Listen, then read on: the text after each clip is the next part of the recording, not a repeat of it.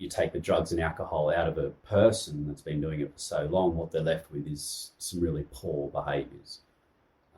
So it was the process of unlearning a lifetime of shitty behaviours, and then also beginning to learn some new ones. Welcome to the Healing Cocoon. I'm Jacoby Gray, soul alignment and success coach and energy healer, which means I can intuit the subtle layers of your energy field to promote ultimate health and well-being. My goal for this podcast is to shed light on the healing journey itself and help you feel more supported as you embark on the process of unpacking your past to consciously create your present and start living the life of your dreams. Through the study of coaching, kinesiology, holographic kinetics, meditation, Reiki, the chakra system, and many other modalities, I've learned how to release the blocks that were holding me back. Now I'd love to help you do the same. By embarking on your own self-healing process, you'll see the world transforming around you in ways you never thought possible. You'll begin to experience more connection, clarity, love, fulfillment, synchronicity, and success than you've ever had before. So welcome to the Ascension.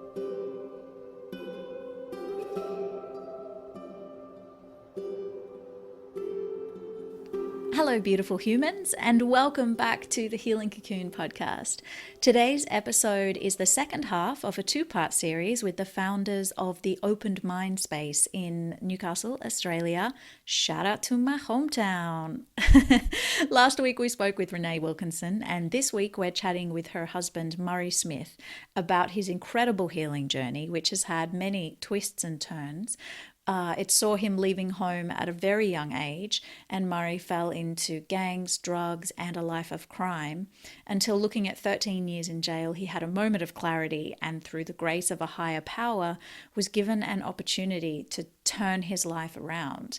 And through dedication and discipline, he now leads a life with his wife and daughter worlds apart from his past. And you're about to hear all about it and how he did it. It's very inspiring. If anybody's having a dark night of the soul or feeling like they can't transcend the binds of the life that maybe has been unconsciously created for them, this episode will absolutely show you that it is possible to turn your life around completely. Murray now studies and shares yoga, Thai yoga massage, breathwork, energy healing, and much more. And together, he and Renee co-founded the Open Mind Space yoga studio, and they've just completed their retreat space in country New South Wales, which they're currently calling the Dome.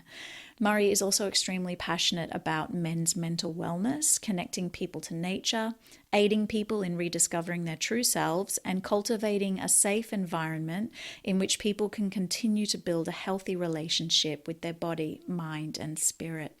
So I hope you find this episode as inspiring as I did. And if you haven't already listened to part one with Renee, who is an incredibly gifted multi-modality intuitive channel, then scroll back to last week and press play so that you can have the full experience of this beautiful love story that shows how together, oh my gosh, I feel like I want to find the right words for this because I think it's relationship goals for me, # relationship goals. But it shows you how when two people come together and truly support and love each other, their cup runneth over and they can truly love and support many other people around them simply because they fill themselves up first. The awakening, I suppose, happened right at the end of a lifetime, I suppose, of traumatic events. So the awakening actually happened for me when I was in jail, and I was about 29 when that experience happened, and I was looking at it had been told to me by my legal representation that I was looking at about 13 years in jail, and still hearing that information didn't set me off. It just came to me. It was a really really strange experience, just being in jail and then all of a sudden having this experience within myself. It was like my spirit connected to something else, and I had this realization that this wasn't actually who I was, and this isn't what I wanted to do anymore. But having that experience there, and still needing to, I suppose, hold face in that environment, otherwise becoming a target, was extremely painful experience, from realizing that, or having that realization, and then realizing that maybe I was stuck here for another 13 years before I could begin to make these changes. Wow. So this experience that you had was a full-on kind of like a moment of enlightenment in a way. You were suddenly awake to your life in a way you'd never been before. Yeah, yeah. I really got to see everything for what it was, and the way that I had been behaving from a very young age was just really I suppose, like a series of masks and behaviors I'd learnt in order to survive. And it had gotten to a point where it was all I really knew, and really it wasn't who I was at all. So were these personality constructs based on the environment you were brought up in, or were they actually a result of trauma and pain, and you were driving to create situations or circumstances for yourself out of pain? Yeah, so I only really got to trace all of this back once I'd done a lot of work on myself, really begin to pull all these masks and behaviors away. And it's a really strange thing. Like, even once Renee came into my life, she asked the question, she goes, how did all my siblings, myself, my two brothers and my sister, we all have pretty wild stories. And she couldn't put the pieces of the puzzle together when she met my whole family. From the outside looking in, it was like we had everything that a family should have. But then she began to, I suppose, hang around with my family a little bit longer, and the penny dropped finally. And it's not something I try and explain to people, because it may seem like I'm blaming people for my life. So I just let people really discover it themselves.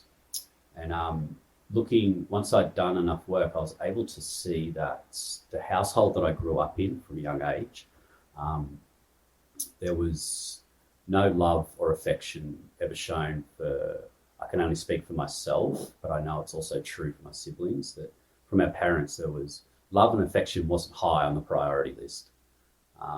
So there was really no hardcore trauma within the household, like physical violence or this sort of thing. There was just never any love or affection shown towards the kids. And I don't believe this was deliberate from my parents. I believe this is what they had been taught also. So this is like generational stuff that had been passed on from one generation to the next generation. And that sort of, it set me off on that track where I didn't fully understand what a healthy relationship was. I didn't know how to show or receive love or affection. And I remember to try and create comfort within myself, I started consuming drugs and alcohol at a very young age. I mean, I remember the first time I got drunk, I was 8 years old, and had left school to steal my dad's alcohol just to drink. And looking, just to explore what that was. Yeah, well, I don't even know. I don't really. Wow, were you on your own when you did No, that? I took someone with me, as we do.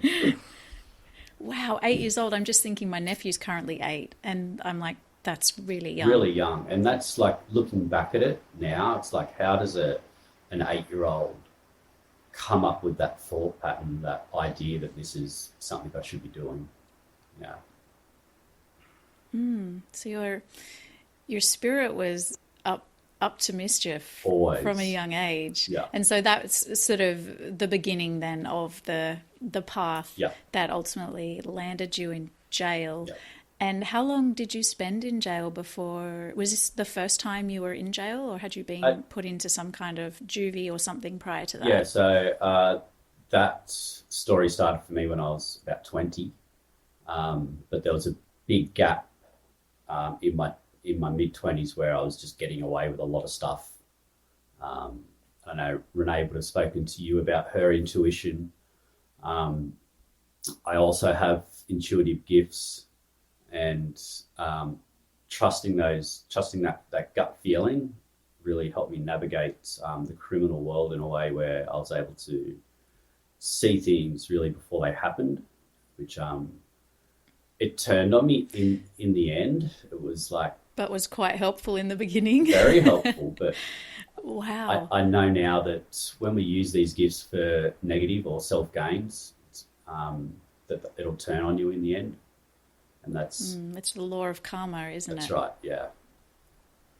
Yeah, I guess, and you learned the hard way. Mm-hmm. So you found yourself in jail amongst people that you needed to maintain a tough front for, not knowing if you would ever be able to get out, or for 13 years, as well as now having this awakening and suddenly seeing the world for what it was. How did you sleep? Were you meditating at that point? Like, how were you coping with this? So there's plenty of drugs in jail. So that was the path. I just continued. Really, it was a process of numbing how I was feeling, and just like getting through day to day. And luckily, and really, I don't understand fully how it all happened, but after almost 2 years of being in jail, I was given bail on some charges, and then time served and parole on other charges, and just made the decision, just like, change, don't go back to what I was doing no matter what. And actually, that was the hardest process.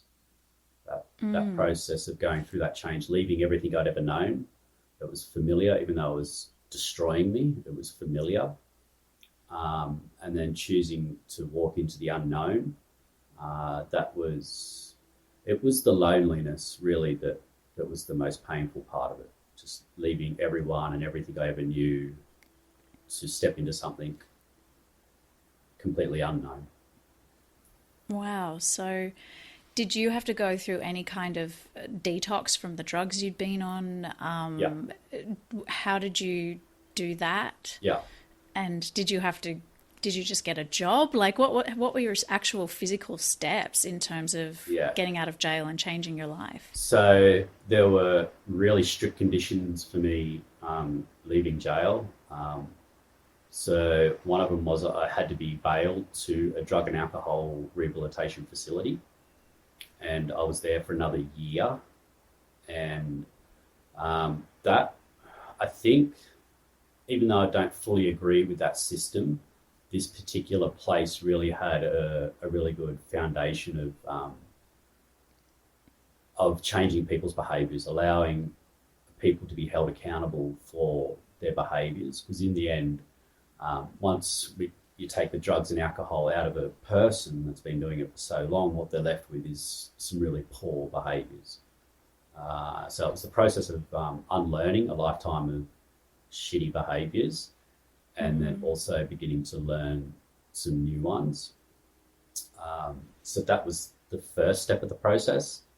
Once I'd finished that, I had to front back up to the courts, and the charges that I was released on bail for, I had to front up and actually plead guilty to, without the knowing that I was going to get something other than jail again. And so there was this full trust that hopefully I'd done enough, and the court could see that I was moving in the right direction. So they did. They granted me another 2 years intensive correction order, which is the same, I suppose, as serving a sentence just in the community.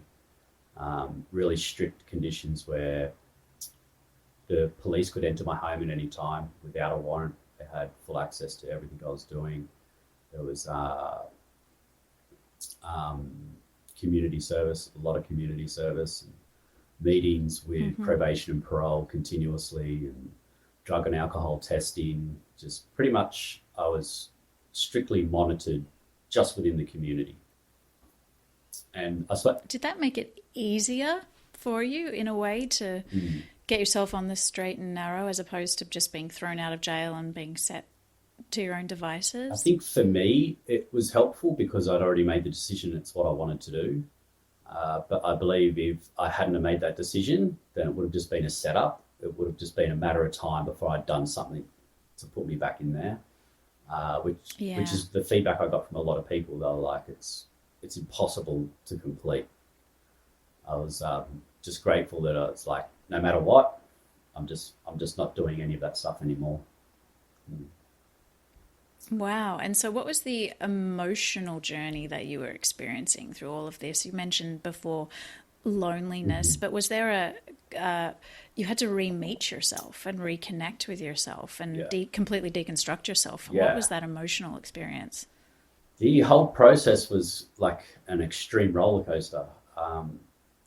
So you could imagine like coming back to being an 8-year-old boy and having to learn basic emotional regulation all over again. So that's like the time where I started, I suppose, altering how I felt, because I just didn't feel safe in the world, and then having to really return back to that place and learn everything. I chose not to get into any serious relationships because I just knew I didn't have the skill set to navigate a relationship. I think what really started to help me the most is when, for some reason, again, just guided by something completely outside of myself, when I stepped into a yoga studio for the first time and started practicing yoga. And I vividly remember my first class being in Shavasana after a pretty strong yoga class. Just being in Shavasana and for the first time ever feeling present within my body, and never experienced that before. It was always, what can I do to get out of this body? So really there's no list of what I actually done to get from there to here. I just turned up every day and didn't go back to drugs, didn't go back to crime, and just I allowed myself to be guided by something outside of myself. I'm going to jump in here for a sec to talk to you about my all-time favorite skincare product, Osea's Sea Serum. Because when I first discovered the benefits of hyaluronic acid a few years ago, I fell madly in love with it, and I went on a hunt to find the perfect formula. Most of them, although they worked, they left my face with a kind of tacky, sticky feeling that turned into a big shiny mess after I put on moisturizer and foundation. But then I stumbled across Osea's Sea Serum, and I couldn't believe how easily it settled into my skin without making me look like a disco ball by the end of the day. Osea's newly upgraded formula contains 2 powerful types of hyaluronic acid, plus Japanese miru seaweed, which replenishes and balances the skin's natural moisture level, volcanic marine ferment to plump and smooth out those fine lines, and snow mushroom to form a hydration layer on the skin which seals in all the moisture. And not only that, and this is the reason I'm so happy to stand behind this company, Osea is also vegan, cruelty-free, climate neutral, and they've just become ocean positive, which for me, being an Aussie growing up in the ocean, is a truly meaningful, high-integrity company ethos that I'm excited to support. So, if you would like to try this awesome hyaluronic sea serum and support a certified ethical company in the process, you can use my discount code UA10, so that's Urban Ascension 10, UA10, to receive 10% off when you go to Osea's website, and that's spelt OSEA. It'll change your life. Well, your skin's life anyway. It certainly did mine. And so, how far were you into your yoga journey? And, well, I guess, at what point did you start meditating and actually starting to have a relationship with that thing that has been guiding you almost unconsciously? Yeah, so the meditation actually came in before the yoga. They had a teacher that was coming to the rehab facility and started attempting to teach some people there. It's quite funny. It's probably a really dangerous thing actually to ask a heap of people with some crazy thoughts to sit with their thoughts for too long, right? It can be a dangerous place to be. But from there, I started doing guided meditations where I didn't have to sit with my thoughts. I was allowing someone to guide me through the process of whatever it was, connecting to breath or whatever that process was. And that's where I started to find some peace. It took years to really be able to sit with my mind. There was what I really had to unravel and was quite painful was the actual shame of everything that had happened. Imagine being on the streets at a young age and then being a part of gangs. There was a lot of things that had happened that I no longer had the tools to numb anymore. So I had to really feel all the guilt and shame that came with all of that. And that process was actually quite tough. There was what helped with that. I was introduced to, and you probably know her well, was Renee Brown. When she started talking about the gift of vulnerability. And I suppose I have the intellect where I'm delivered with certain information, I can't ignore it. And once I started listening to some of her TED Talks, I was just like, okay, I have an understanding of what's going on here. And it started giving me some power over these experiences. Yeah, she gave you a framework to have some, I guess, agency and take responsibility. That's right. Yeah. And then seeking forgiveness as well. It's like... Yeah, did you do any of apologising to friends and family or even strangers that you'd hurt in the past? Definitely apologised to the people I could directly, but you could imagine there was many, many, many people that I would never ever get to meet again. So I think that I had to get to a point where the apology was that I would promise just never to do these things again. And also do what I can to like take my place and do what I can for society. And that's where I really found my space in the space holding world.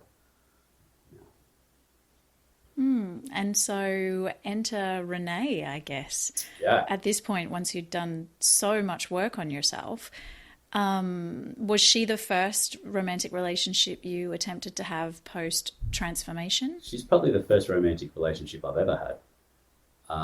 Right. Okay. Where you actually engaged on an emotional level. Yeah. Yeah. Okay. Yeah. And even that was like scary as hell. I remember like meeting her and it was like quite clear that she was interested in me, and it was definitely clear for me that I was interested in her. And then having to very early, I think like the second time I met her, I just went, listen, before this goes any further, I've just got a lot to tell you. And it's quite funny because, well, you know who she is. She's very intuitive. And I think she understood there was a lot. I think you could tell back then by my appearance. I've got tattoos on my face, tattoos like all over me with certain representations. And she knew there was some background, and I really just sat her down and just got super honest about my background, who I was, but also spoke about the transition and where I'm heading. And she asked one question. She goes, were any of these charges, these crimes, were any of them violent? And I said, no. And she goes, okay, that's all I need to know. Wow. Yeah. Wow. I mean, interesting that the connection you felt was so strong that I guess on the second date Mhm. you felt like you had to come clean because you were like, I feel like I could move forward with this person. Yeah. So I need to let her know who I am so that I can be transparent. So it was a strong connection. Yeah. Very much And so. you how long into it before you guys were like, okay, we're soulmates. This is forever. Yeah, it sort of just happened. I mean, I was living by that time I like put together my life, which I just really wanted to live. I was like living like a block back from Bar Beach. I was like surfing every day, doing yoga every day, doing like all the things that I wanted to do. I obviously had a job by this time and just literally doing everything I wanted to do. And then she popped into my life and she just wanted to hang out heaps. So I was like, all right, you can have some space in my room, in my place. And it happened quite quickly. I think it happened without the awareness of it happening.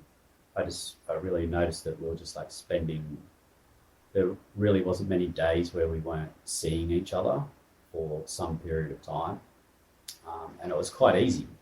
I think I'm super grateful for all the work that I've done because I could have really mucked it up quite easily without that emotional maturity. So yeah, I was able to navigate it, and she's super aware as well. I think she was able to really give me some space when it was clear that I needed some.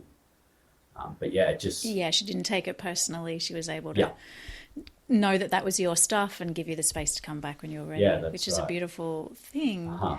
So, you came clean to her. Did she come clean to you? Because I know, I mean, at what point did you discover the full experience of Renee and all the dimensions that she lives So in? it took a little bit longer for it was She didn't want to scare didn't you want to scare away? me off. I'm like, I can't be scared. It's okay.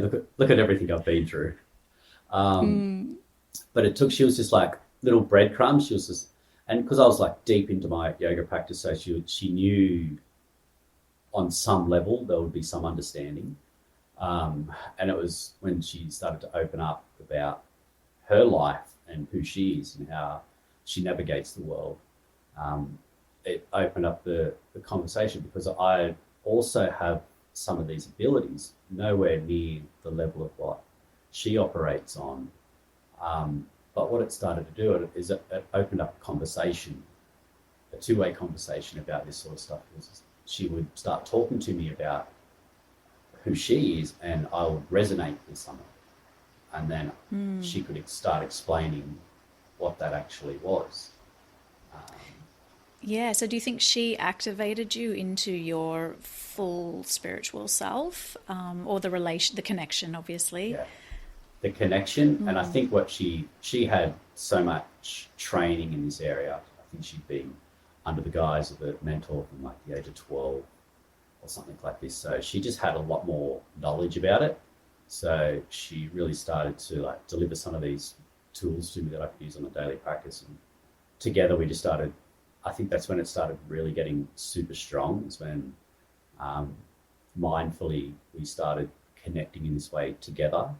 They started strengthening our connection with spirit guides and things outside of the 3D world. We weren't doing them separately. We're actually actively sitting together and going through rituals together, which I think elevated it so much stronger, so much faster. Yeah, and so the timeline is quite quick, isn't it? Mm-hmm. Meeting, marrying, baby, but also creating a yoga studio, and now you've got the Uh-huh. dome. Was it an organic desire, I guess, to create the yoga studio, the open mind space together? Did that just happen as well? Yeah, I think we got some good shoves from the universe. So we were working in different studios together, yoga studios, and we had stuff that we. Sorry, so you were teaching by this stage? Yep. You'd done your yoga teacher training? Yep. But we had this other stuff we wanted to offer, which really wasn't yoga. And this is where the change started to happen. And the other studio owners were like, I don't really understand what you're doing. It's not yoga. So no, not really. And it just got to the point where we were like, well, I think it really happened where we started doing a free full moon meditation down on Bar Beach. And I mean, we were getting at most maybe 20 or 30 people joining us for that experience. And it sort of came to a climax where enough people engaged in the Facebook. We just put like a thing up on Facebook and and we were doing this for a couple of years really. And then the algorithm noticed enough people were getting involved in it, so it done its thing and attracted a lot more people, and then it spiked at about 300, and then on Bar Beach. Yeah, and then I think the biggest one we had was 600 plus people. And at that, yeah, it was pretty. Oh, just Newcastle, local Newcastle people. Yeah. 600 of them. Yeah. That's phenomenal. What exactly would you do for your new moon? Was it a circle or an experience ritual? What was it? It started out, it was just our ritual. This is what we were doing. Then we invited other people in to do it, and it became something. But really it was just us connecting people. We really wanted to attract people that were like-minded, really finding our tribe, our community. Two, there might have been unintentionally or intentionally a little bit of business-minded behind it. It's like if you can gain enough trust within a community by offering something for nothing, then when the time comes to ask people to spend some money, they've already built up that trust with you. And we would just take them through the process. There would just be like an acknowledgement of like the land we sit on. We'd take them through that process and then talk to them about what this moon represented and what you can find within it. And then everyone together would just close their eyes and we'd guide them through a meditation. And then, so at that point, when it got that big, we actually, to put like infrastructure down on the beach, the council, I don't think would really approve. So we got a little bit sneaky and just, if you couldn't hear, we just asked people, I'd have a microphone on and played it through Instagram, and then people would just like put their earphones in if they're clever. Yeah. So there was no infrastructure on the beach, so the council really didn't bother us. And then we started attracting like other communities. People would like bring do a drumming circle after, and like it just started creating this really cool vibe down on the beach. And at that point, when it really reached its peak, we were actually looking at traveling overseas and to begin to work in yoga retreats and surf camps all over the world. And we knew some people in the industry, and we put the feelers out and got nothing back. And it's not like myself and Renee to get nothing back. Usually things happen quite quickly. But then 600 people turned up to the beach, and it was quite clear that there was something for you at home. Yeah, we had some work to do here.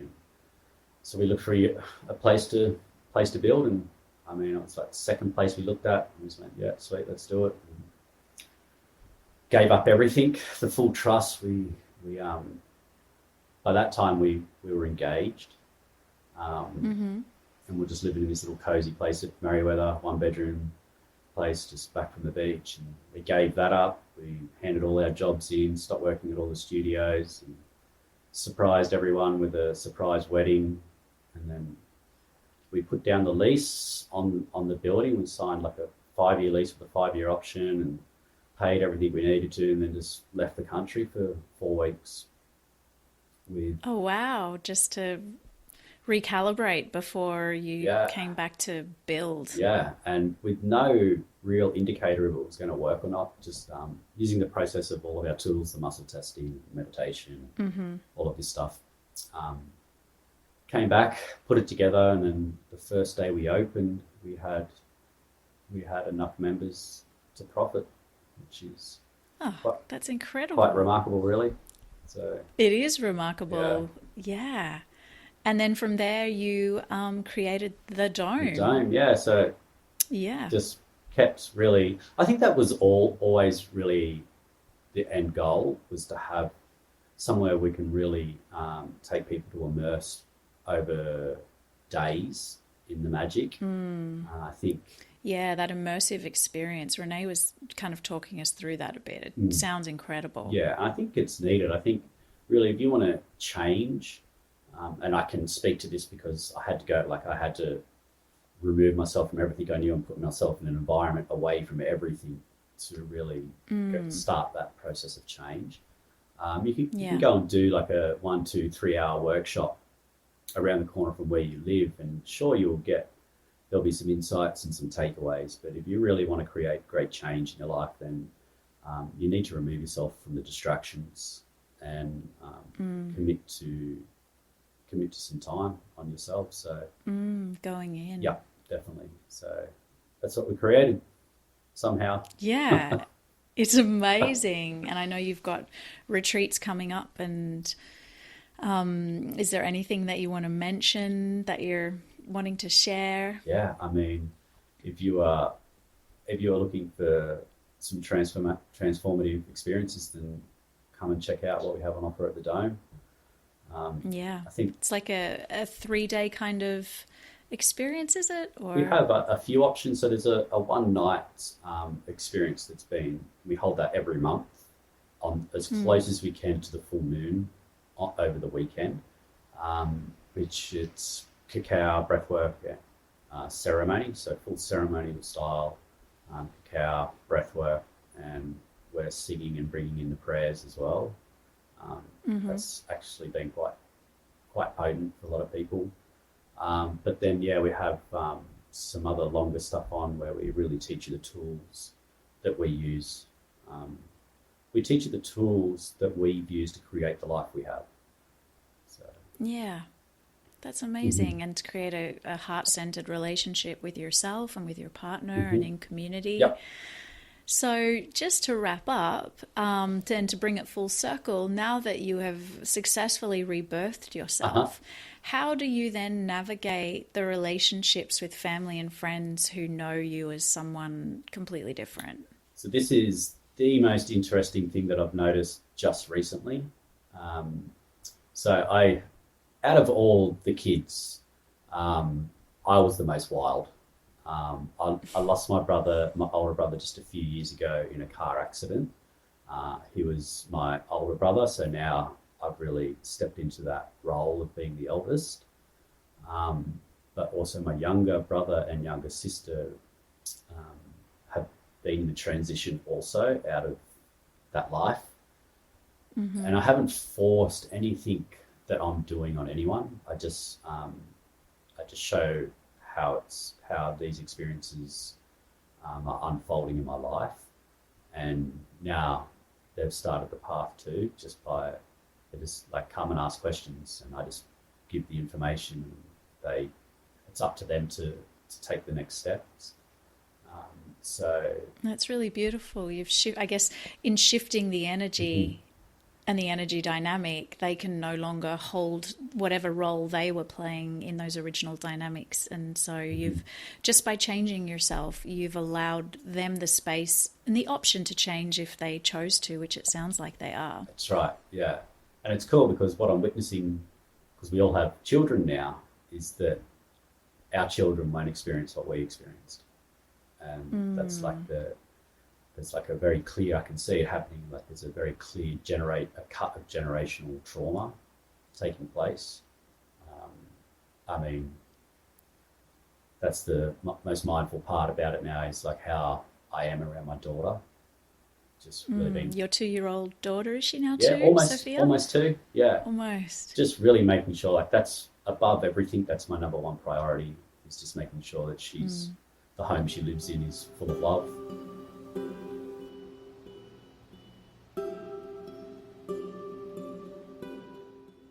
I hope this episode has inspired you to keep going on what can sometimes be a tough road to inner peace and true happiness. If you want to dive deeper into what we talked about today, go to thehealingcocoon.co for show notes and all things personal growth. And don't forget, if you're loving The Healing Cocoon, then put that love into action and subscribe, rate and review on iTunes, Spotify, or wherever you download your podcasts. And until next time, my friends, let's rise and shine together.